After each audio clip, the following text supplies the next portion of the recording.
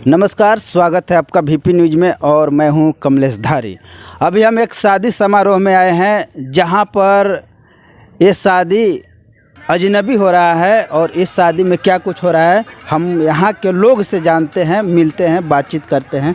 सबसे पहले आपका नाम क्या है सर? अपना मेरा नाम अशोक प्रसाद, मैं ग्राम चिथौल, पोस्ट बिदौरी, थाना मसौड़ी का रहने वाला हूँ। आज जो यहाँ पर शादी का जो कार्यक्रम हो रहा है, ये शादी किस तरह से हो रहा है? ये शादी बहुत धूमधाम से बौद्ध धर्म के माध्यम से हो रहा है। ये बौद्ध धर्म क्या होता है? बौद्ध धर्म सत्य मार्ग पर चलने वालों को बौद्ध धर्म कहा जाता है।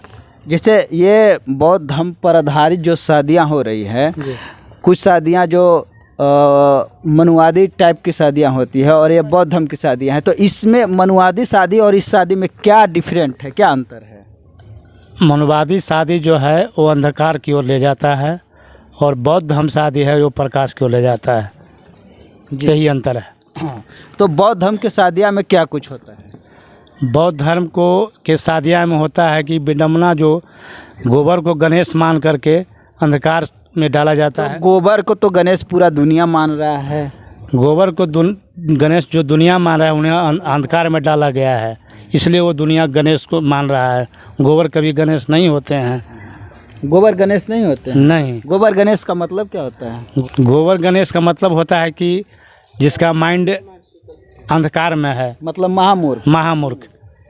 गोबर गणेश का मतलब होता है महामूर्ख।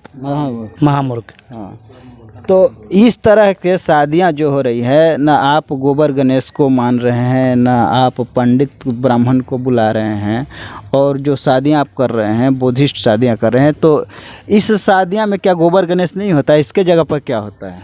इसके जगह पर फूल और माला होते हैं और हमारे बाबा साहब और भगवान बुद्ध और संत शिरोमणि रविदास जी का प्रतिमा होता है, उसके हम लोग स्मरण करके इस रिवाज से, हम लोग बौद्ध धर्म के रिवाज से शादियां करते हैं। तो ये शादियां बौद्ध धर्म पर आधारित होती हैं। और आप कह रहे हैं कि बाबा साहब की जो तस्वीर लगी हुई होती है, तो बाबा साहब कोई भगवान तो थोड़े थे, लेकिन यहाँ पर जो भी शादियाँ होती हैं भगवान को साक्षी मान कर होते हैं। बाबा साहब सचमुच भगवान थे, इसलिए भगवान है कि जो कुछ हमें दिए हैं बाबा साहब ने ही दिए हैं, और जो भी कुछ हम लोग जी रहे हैं, चल रहे हैं, खा पी रहे हैं, बाबा साहब का ही देन है। बाबा साहब की देन है कि पॉकेट में पेन है। अच्छा, बाबा साहब का देन ही है कि आज हम लोग कुर्सी पर बैठ रहे हैं, बोल रहे हैं, लिख रहे हैं, पढ़ रहे हैं। बाबा साहब का ही देन है जी, इसलिए हम लोग बाबा साहब के विचार पर ही चलते हैं। तो बाबा साहब ने क्या ऐसा किया कि उनको लोग भगवान मानने के लिए तैयार हैं? बाबा साहब ने हम लोगों को जंजीरों के बेड़ियों से मुक्ति दिलाए, इसलिए हम लोग उनको भगवान मानते हैं। सही रास्ता पर ले, अंधकार से प्रकाश। और भी हम बात करते हैं हमारे साथ में। आपका क्या नाम है सर? साधु जी। साधु जी, क्या लगता है बौद्ध धर्म की शादियाँ लोगों को करनी चाहिए? हाँ, करनी चाहिए। क्यों? इसलिए कि सब प्रकाश में हो रहा है काम। प्रकाश में हो रहा है और सब अंधकार में है। बाबा साहब को लोग यहाँ पर भगवान मानते हैं, तो बाबा साहब ने ऐसा क्या किया कि लोग भगवान मानते हैं? बाबा साहब तो ऐसा काम किया कि आपको पढ़ाई लिखाई संविधान का सही वही किहिन जो कि नहीं कोई कर सका।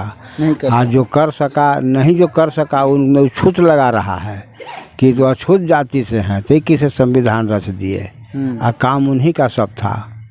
और जो है कि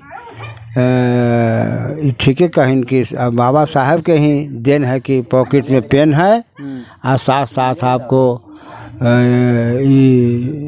हम लोग को अंधकार से प्रकाश मिलेगा। तो यहाँ पर बौद्ध धर्म से शादियाँ हो रही है और इस शादियाँ में लोग आए हुए हैं, और बौद्ध धर्म की शादियाँ पूर्णतः पाखंडवाद के खिलाफ होता है। इसमें किसी तरह का आडंबरवाद नहीं होता है, किसी का पाखंडवाद नहीं होता है, किसी तरह का कोई गोबर गणेश नहीं होता है। यहाँ जो भी शादियाँ होता है बाबा साहब को साक्षी मान करके, संत रविदास को साक्षी मान करके, तथागत गौतम बुद्ध को साक्षी मान करके और ये शादियाँ होती है। और इस शादियाँ में यह शादियाँ पूर्ण रूप से पाखंड से रहित होता है। सर, बाबा साहब की जहाँ तक बात है तो आजकल एक ट्रेंड चला है जय भीम बोलने का, लेकिन कुछ लोग कहते हैं, जैसे भाजपा के ही एक विधायक थे, उन्होंने कहा कि जय भीम बोलने वाला क्रिमिनल होता है। क्या जय भीम बोलने वाला क्रिमिनल होता है?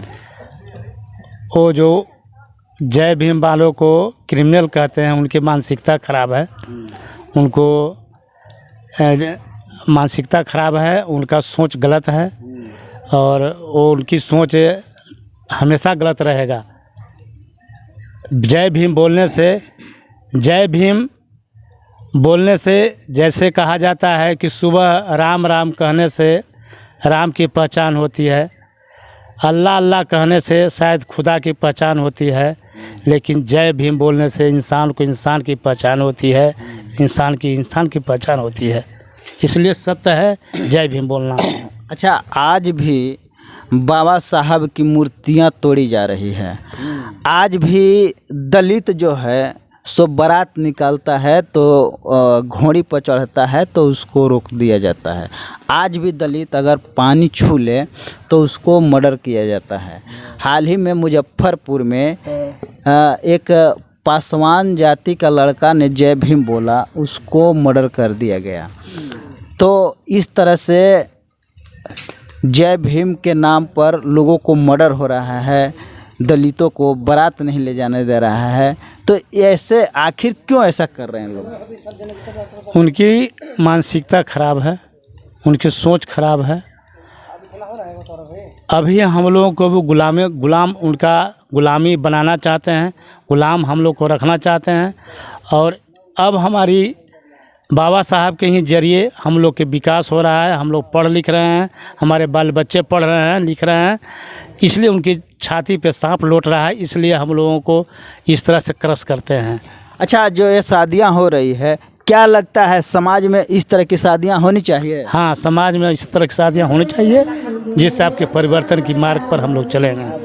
जी। तो आज हम लोग जहाँ पर आए हैं यहाँ पर बौद्धम से शादियाँ हो रही है और ये शादियाँ पूर्णतः आडंबरवाद से रहित है। और लोगों को मानना है कि अब हर एक घर में प्रत्येक लोग को इस तरह की शादियाँ करनी चाहिए ताकि समाज से कुरीतियाँ दूर हो, अंधविश्वास दूर हो, पाखंडवाद दूर हो। और जिस दिन समाज से अंधविश्वास पाखंडवाद दूर हो जाएगा, समाज के लोग विकास की ओर जाएंगे, उन्नति की ओर जाएंगे, प्रगति की ओर जाएंगे।